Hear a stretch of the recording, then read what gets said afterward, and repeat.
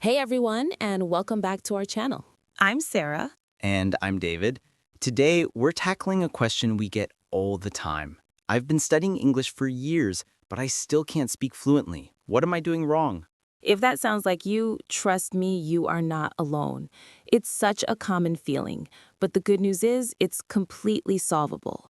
We're going to break down the real reasons you might be stuck and give you practical, effective strategies to finally achieve that fluency you've been dreaming of. Exactly. It's not about studying harder, it's about studying smarter. And, more importantly, speaking more.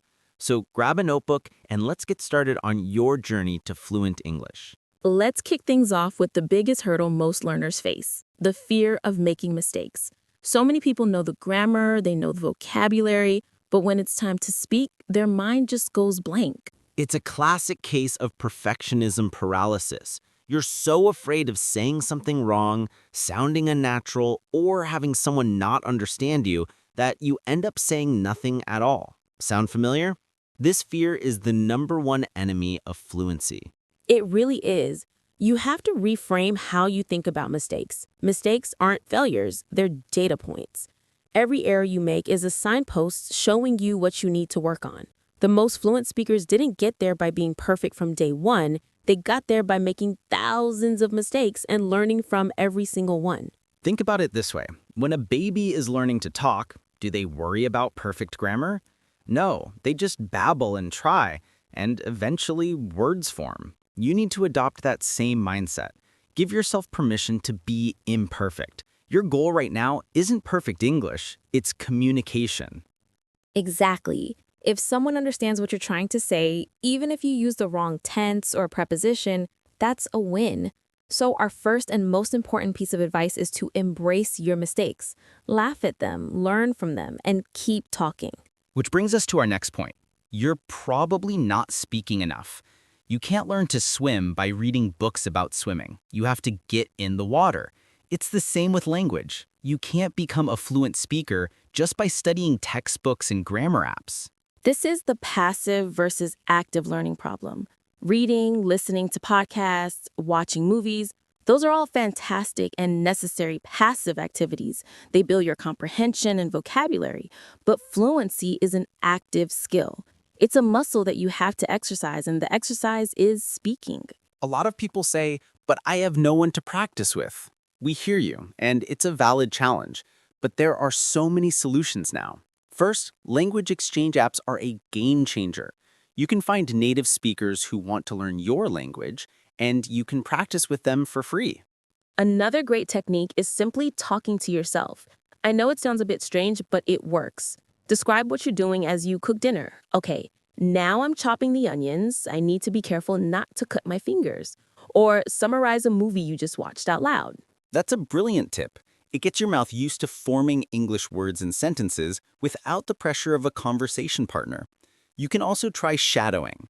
This is where you listen to a short audio clip of a native speaker and try to repeat what they say exactly as they say it at the same time. It's incredible for improving your rhythm, intonation, and pronunciation. So the takeaway here is to make speaking a daily habit. Even if it's just for 5 or 10 minutes, find a language partner, talk to yourself, or use the shadowing technique.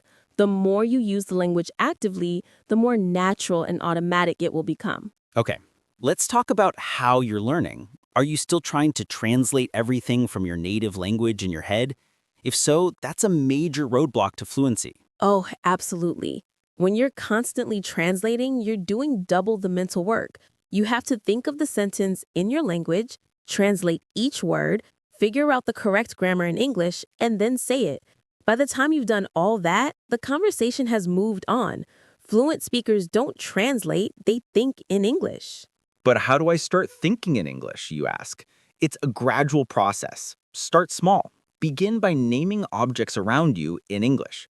Don't think table in your language and then translate it. Just see it and think table. See your phone and think phone. From there, you can move on to simple sentences. Instead of thinking the equivalent of I am hungry in your language, try to have the thought appear directly in English. I'm hungry, or it's cold today. These are simple, everyday thoughts.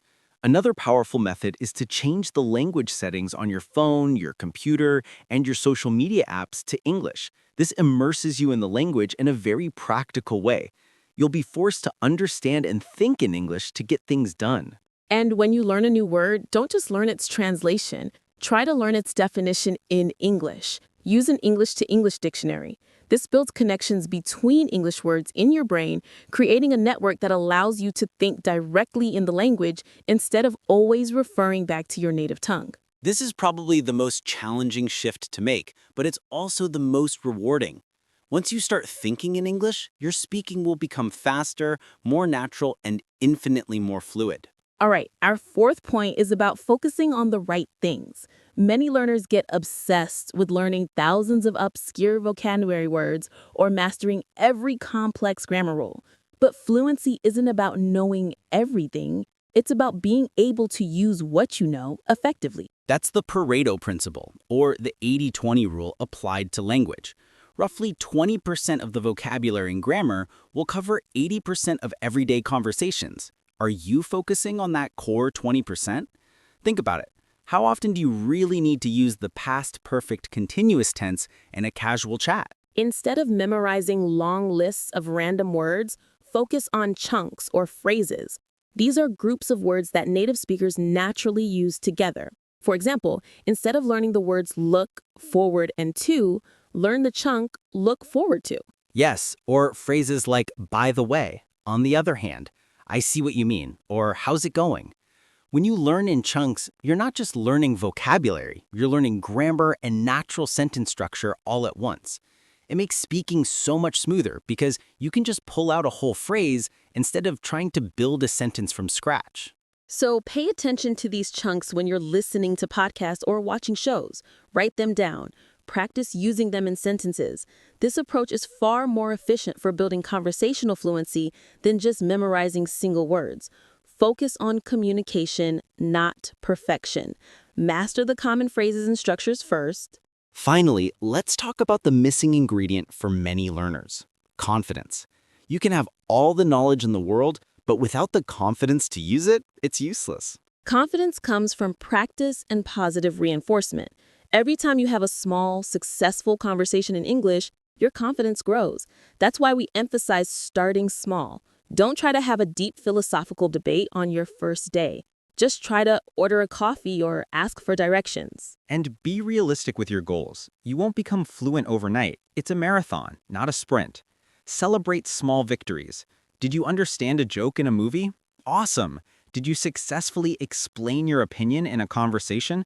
That's a huge win. Acknowledge your progress. Mindset is everything. Stop telling yourself, my English is terrible.